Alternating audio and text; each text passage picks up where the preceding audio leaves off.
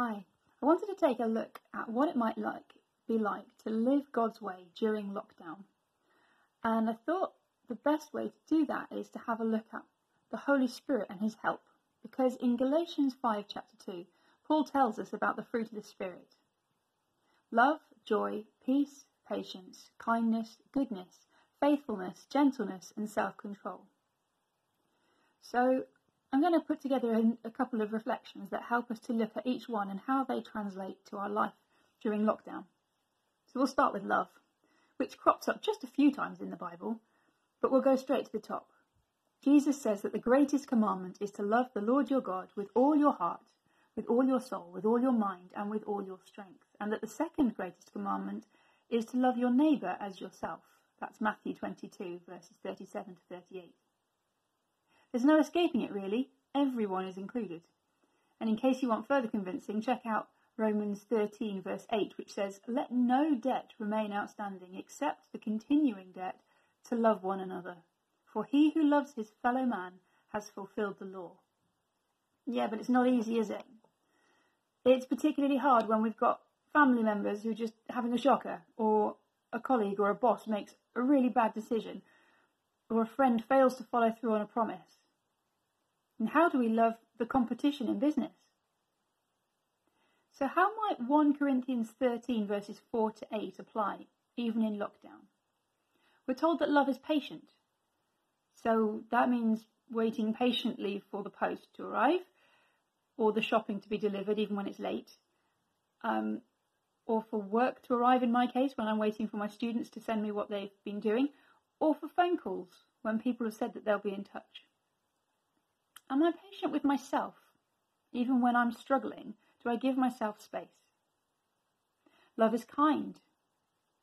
Love is kind when someone's having a bad day. Love is kind to those we're responsible for, our colleagues, our children, all of those members of our family that God has put within our sphere of influence. God is kind to those who've been kept on in work when we've been furloughed.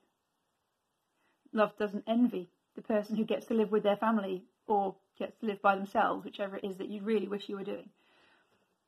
Doesn't envy the person who's enjoying lockdown when you're really struggling with it. Love does not boast of the books read, the films watched, the lockdown achievements, the donations made to charity, the amazing ways that we've heard from God. Love is not proud of our self-sufficiency or the resources that we've made for the NHS or our other good works. It is not rude when the queues frustrate us for getting into shops, when people around us are breaking the lockdown rules, when the umpteenth unsolicited feel-good video is sent to us.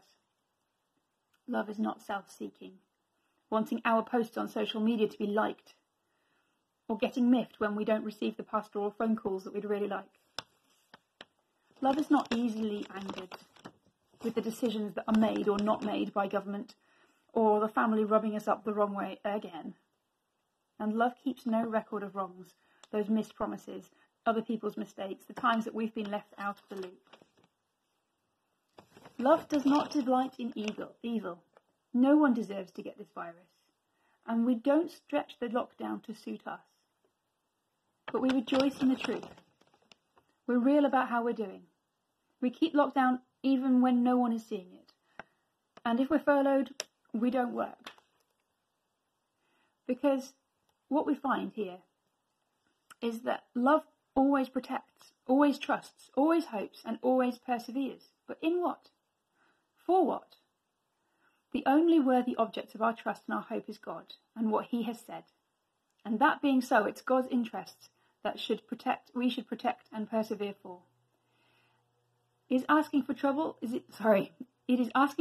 to put your trust and hope in anything else and to spend your time and energy on anything else. And is it worth it? Yes, because love never fails. Not that we're going to be granted every success, but we'll never let down. So my suggestion is that you might want to take a chance to listen to this one more time. Have a think about whether there's anything there that struck you.